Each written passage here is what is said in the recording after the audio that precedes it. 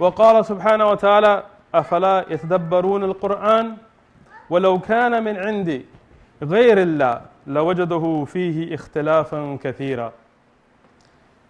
We begin today with a reminder to have the taqwa of Allah subhanahu wa ta'ala, as we always want to begin and have in our khutub a reminder of the taqwa of Allah subhanahu wa ta'ala. And as a part of that, I wanted to remind ourselves that amongst humanity, I'm not just talking about the US or Muslims or this or that, amongst humanity, we always have to have a unquestionable truth. What does that mean? Today, if somebody asks a question, is this like this, or was this like this, or is this like that, there's always going to be some criteria that has to say, you know what, it is like that. Not everything in life will be 100% researched by everybody. Let me give you an example. Let's say you get an infection, may Allah protect me and you. And you go, who do you go to? You go to a doctor. The doctor writes you a prescription to an antibiotic. Now you yourself have never run a clinical trial, right? You were not involved in getting that antibiotic approved by the FDA. You do not know personally the side effects or whether it works or not. Many times you take the antibiotic, it doesn't kill the infection, you go back to the same doctor. Doctor writes you a different antibiotic. But you place that faith in that doctor and that medicine blindly. So what does that tell you? That humanity has that idea to blindly follow something. And you would not place that blind faith if there wasn't some evidence for it to work. Meaning that if you just went down the street and your car mechanic told you that take this medicine, you wouldn't take it because he hasn't gained that trust. So there is some research. You know somebody's a doctor, you check if they have proper qualifications, they've given you medication and it's worked, otherwise you change doctors. But then after that initial establishment of trust, you put your faith in that person or that system blindly. Having said that, then as humanity, we need to ask ourselves, what is that criteria, that measuring tool of truth?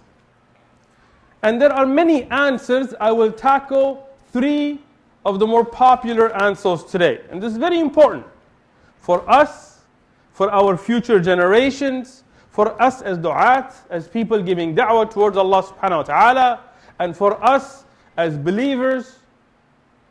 So one answer we get very often, especially in the country that we live in, we have to address the issues in front of us, is the Bible, the good book as they call it, right? You go to certain areas, certain people, here, or especially in the South, and they will tell you, well, and Bible says, and even if you give them scientific evidence against it, they will tell you, we accept the Bible over everything.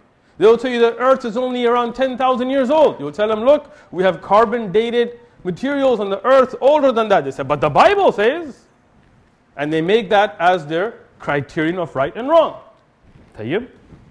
Another very popular and gaining in popularity answer that we get in the West and now in the East as well is science. Well, science says, brother, what do you believe in? I believe in science. All right, I believe in science too, but what does that mean? Right? Then they'll tell you, well, science says that we came from a monkey. So we came from a monkey. Wait, so did you actually see anybody come from? No. But Darwin, who's Darwin? What experiment? They don't know, but it's become a blind faith today. Right?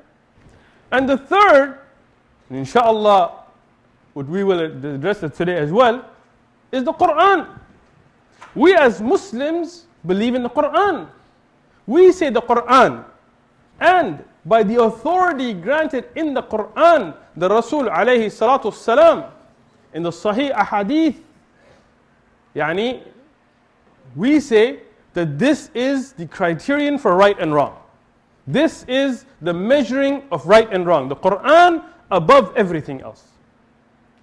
Tayyib, so in the short time that we have, let's quickly and briefly put these to the test. And again, this is a very short, concise test in the Bible. Inshallah, if you're not remembering, listen to the khutbah online and write these down.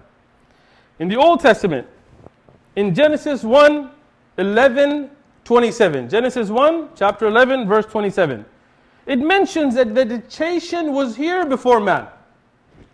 And in Genesis 2, chapter 5, verse 9, it says man was there before vegetation. And this is in the Old Testament. So those who put this forward, you have to ask, which one was it? If you look in Genesis 1 again, chapter 25, verse 27, it says animals were there before man. And I'm paraphrasing, you can look up the verses yourself. And Genesis 2, chapter 7, verse 19, it says man was there before animals. This is ajib. If you make something your criteria, you say this is what you judge right and wrong from, and you see clear, unanswerable, undoubtable contradictions, you have to wonder if you're using the right tool. 2 Kings 2, 24:8. Jehoiachin was 18 years old when he became king. 2 Chronicles 36:9. Jehoiachin, same person, same kingdom, same time, was 8 years old. 8 or 18? 2 Kings 8:26.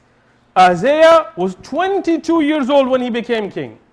2 Chronicles 22:2. He was 42 years.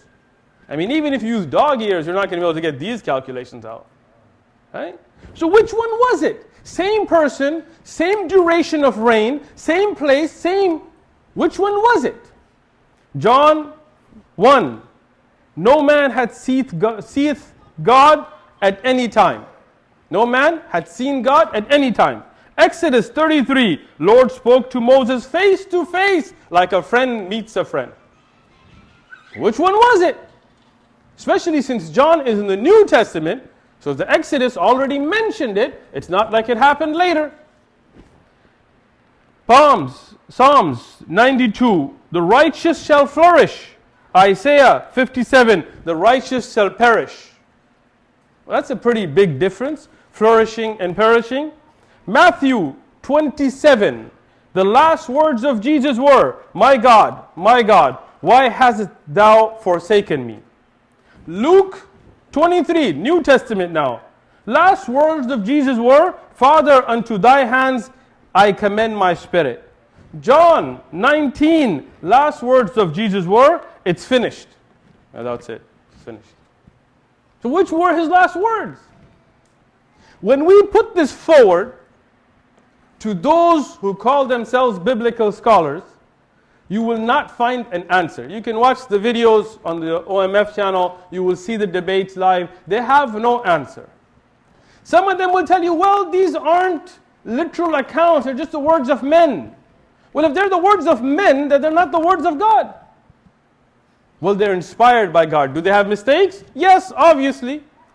Clear, numeric mistakes that are unanswerable? Yes. Well, if it's got mistakes, I'm sorry, but I can't blindly follow it then. I can't make it the criteria of right and wrong. I can't.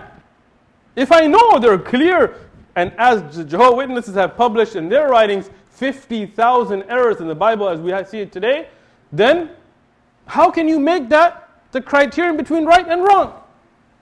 Next, and my favorite answer that I get a lot from the people nowadays is, I believe in science. Okay, but what does that mean? You believe in science, but what does that mean? What is science? Science is observation, putting forward a hypothesis, and then testing it, and if you can prove a repeatability, it becomes a theory. If you can prove it in a controlled environment without error, then it can become a law, and some of them would call that a scientific fact. First thing, science never addresses why. Meaning science may tell you that if you mix this chemical with this chemical, this happens. Okay, that's an observation. You see it happen over and over. And you may make a theory from it, and then later on they're like, yeah, no, I'm sorry. Recently, I work in the scientific field.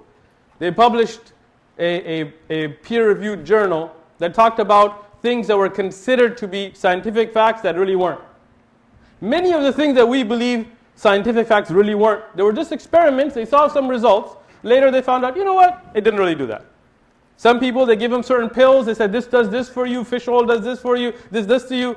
And then they found out, nah, even if you give them a sugar pill, placebo effect, it's the same thing. Right? And this is something amazing that you realize that we're just guessing. And people have made it such a big deal. I'll give you a few examples. A scientific theory that people claim to be unquestionable until 1970. From the 1800s to 1970 was that there's another planet between Mercury and the Sun called Vulcan. You know, Vulcans from Star Trek, that's where it came from. Right? And there was La Verrier, a famous scientist, and he put all these theories out, and when people questioned it, they were made fun of. We have this scientific evidence, you don't believe in science. 1970s with Hubble, he comes around and says, Edward Hubble, no such thing. And science was like, oh, all these hundreds of years, we were wrong. Okay, and that's great that you can admit to that. But understand that this is not something without doubt then. This is not something 100%. This is not something you can blindly put your faith in. The father of Ilm al-Kalam, of the Ash'a'ira, Aristotle, he believed in an idea that he documented and he died with, of spontaneous generation. He believed that if you had slime or dirt and sunlight hit it, spontaneously out of nowhere, life would begin. And that's why he didn't want to believe in the concept of God. He said, you know what, just dirt, sun hits it, life begins. And he said, look, you put a meat out, maggots come out of nowhere. Just the meat and sunlight. Until scientists were able to show thousands of years later, in the 1700s, that no, maggots don't come out of nowhere. They're tiny particles that are in the air. And then when they come, they develop. But life does not spontaneously generate. Another one of the people's idols nowadays that they worship is Darwin and Nikola Tesla. Both of them believed in an idea called expanding Earth. When they saw the Titanic, the shifting of the continents, continental divide, when they saw the continents shifting apart and noticed this as to be a fact, they said the Earth is expanding. Not that there's continents moving on water, but they said the Earth is expanding, and Darwin held this belief.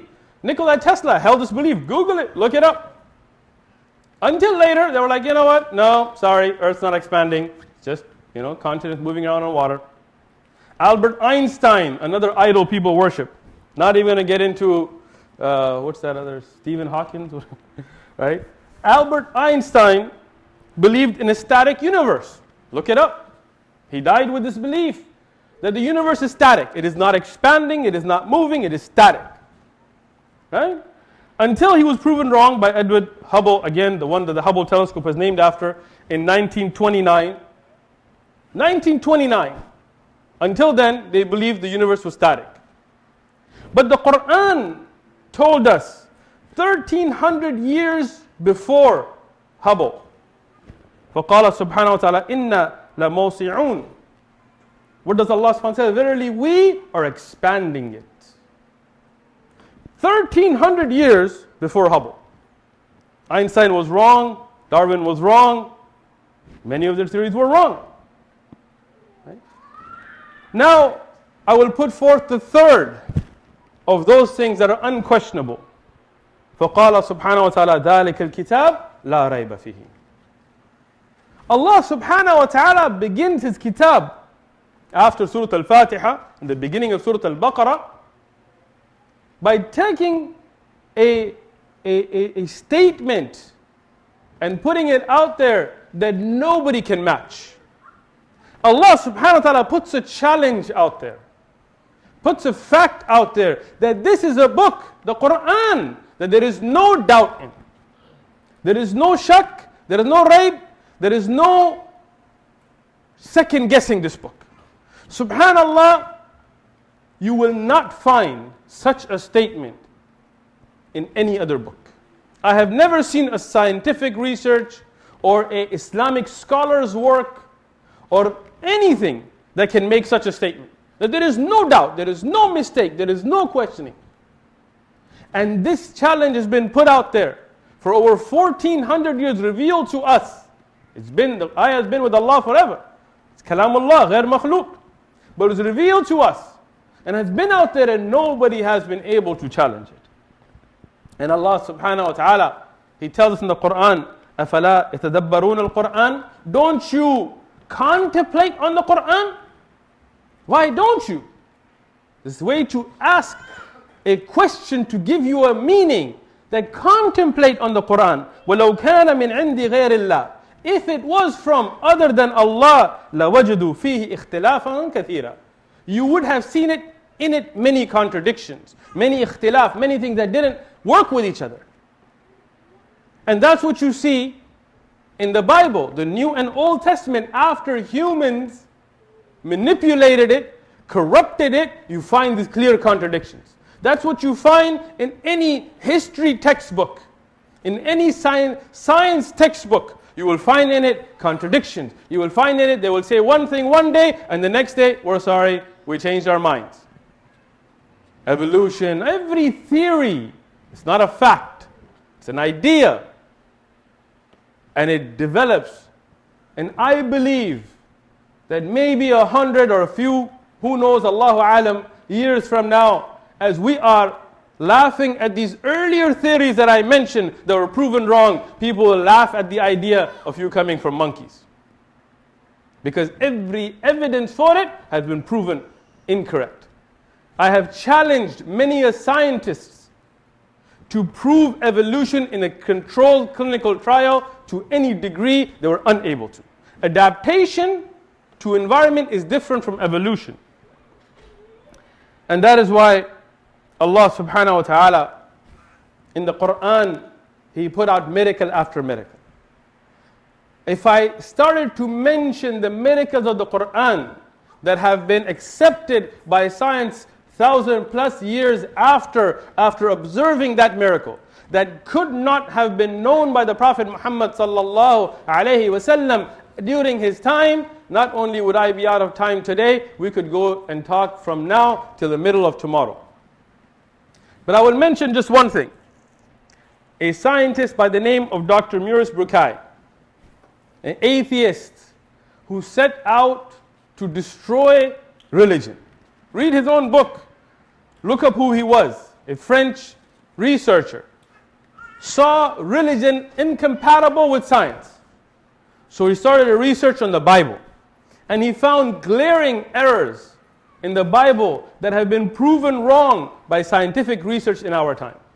And he presented this. And he got standing ovations. Scientists loved him. The atheist community loved him. He said, I'm on a roll. I'm going to do the Quran next. So he learned the Quran. He learned about it. He researched about it.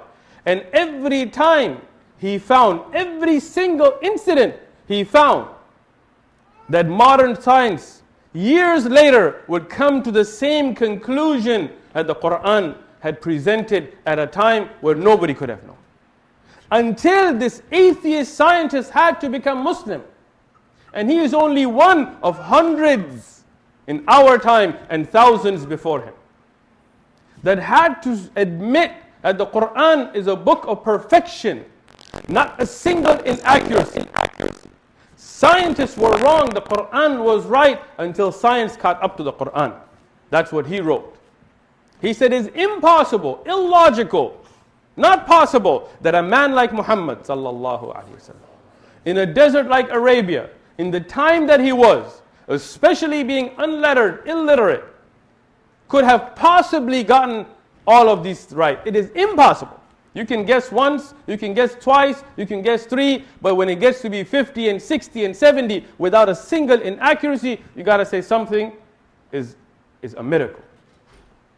And that's why we say the Quran has linguistic miracles, it has scientific miracles. People don't understand what that means. That means that scientifically it's impossible for a man at that time to have known all these things. So we say the only criterion, the only measuring stick that is unquestionable, that cannot be questioned, that cannot be denied, that has to be taken above everything else is Al-Quran Al-Kareem, Al-Quran Al-Kareem that has proved itself repeatedly. And that is why as Muslims, we need to hold that aqeedah. And no matter what somebody with a white coat in a lab may say today, doesn't mean we change our aqeedah because they say, oh no, you came from a monkey. Oh no, Quran doesn't make sense. Oh, this doesn't make sense. Oh, prove to me jinn and this and that. The Quran, when it lays down something, this is the haqq, this is the truth. Every letter of it has to be believed in by the Muslim. And that is why we say that we as Muslims need to follow the Quran. We need to follow the Kitab and Sunnah. We need to follow the rules and regulations without doubt. وَقُولُوا قَوْلِ هَذَا وَاسْتَغْفِرُ اللَّهِ إِنَّ اللَّهَ غَفُورٌ